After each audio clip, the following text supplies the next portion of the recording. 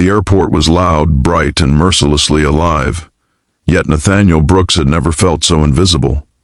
Thousands of people rushed past him at Chicago O'Hare, dragging luggage, chasing connections, clinging to purpose, while he sat frozen in a leather chair with a one-way ticket and a heart that no longer knew where home was.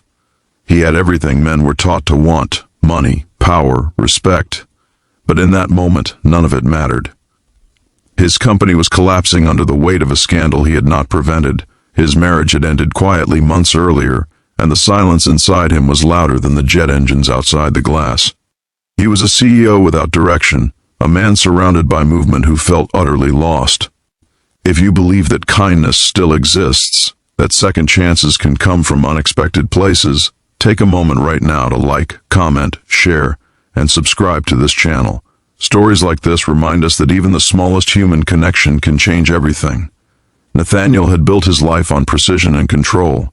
Raised in Ohio by a strict but loving father named Walter, he learned early that success meant never slowing down. He carried that lesson into adulthood, founding a logistics firm that grew into a national powerhouse. But ambition has a quiet cost. He missed birthdays, anniversaries, and the slow fading of his marriage to Rebecca, a woman who once believed love alone could outlast his absence. When federal investigators began circling his company over the actions of a trusted executive, Nathaniel took the blame publicly. Overnight, board members turned cold, partners vanished, and the world that praised him yesterday judged him today. He booked a flight to Seattle without knowing why, only that he could not stay where memories whispered failure at every corner. As he sat at the gate, staring through the glass at planes lifting into the gray winter sky, a small presence interrupted his isolation. A little girl stood a few feet away, clutching a worn pink backpack, her eyes curious rather than afraid. Her name was Clara Whitmore, 6 years old, traveling with her mother, Hannah, who was distracted at the counter arguing about a delayed flight. Clara looked at Nathaniel with the kind of honesty adults forget how to offer. In her simple observation, she sensed something broken in him. She did not ask for money or attention. She only wondered if he was lost too. Those few innocent words, spoken without judgment, struck Nathaniel harder than any accusation he had faced in courtrooms or boardrooms. Something shifted inside him. He looked at the child and felt a warmth he had not felt in years, a reminder of who he had been before ambition hardened him. Clara reminded him of his younger sister Grace, who died in a car accident when he was 17. He had buried that grief under decades of work, never allowing himself to feel it fully. Now, in an airport terminal, the wall he built finally cracked. He smiled for the first time in months, not the polished smile of a businessman, but a real one that reached his tired eyes. Hannah soon noticed the interaction and apologized, embarrassed by her daughter's boldness. She explained they were flying to Denver for a fresh start after her husband passed away from a sudden illness. Money was tight, life uncertain, but she was trying to be strong for her child. Nathaniel listened quietly, something he had rarely done before.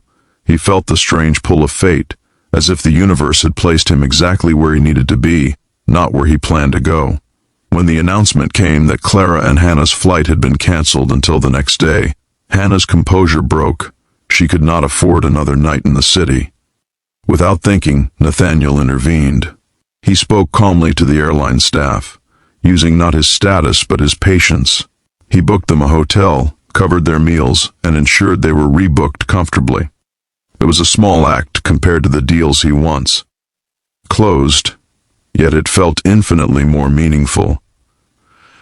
Clara hugged him tightly, a silent gesture that dissolved years of emotional armor in seconds. That night, alone in his hotel room, Nathaniel did not drink or scroll through bad news. He thought about kindness. He thought about how easily he had forgotten the human side of success. The next morning, instead of boarding his flight to Seattle, he canceled it. He returned to his office in Chicago with a different purpose. He called emergency meetings, not to save his reputation, but to take responsibility fully. He cooperated openly with investigators, resigned from his CEO position, and redirected his personal fortune into a foundation aimed at supporting families displaced by corporate negligence and sudden loss. Months passed. The media moved on. Nathaniel lived simply, volunteering at shelters, mentoring young entrepreneurs on ethical leadership, and funding scholarships in his sister Grace's name. One day a letter arrived from Denver. Inside was a crayon drawing of an airplane, a smiling man, and a little girl holding hands. Hannah wrote about how she found stable work and how Clara talked often about the man at the airport who helped them when they were scared. She said that moment restored her faith when she was close to giving up.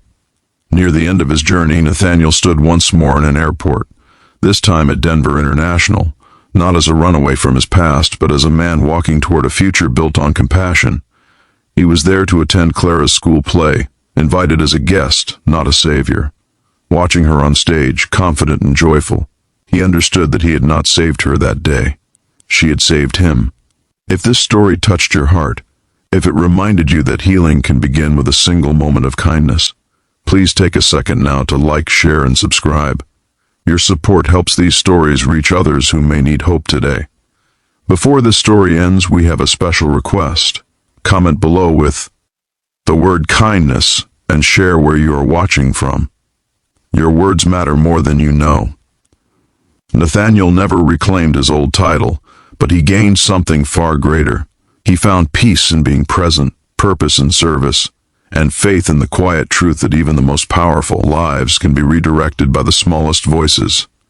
In a world rushing forward, it took a lost little girl at an airport to help a lonely CEO finally find his way home.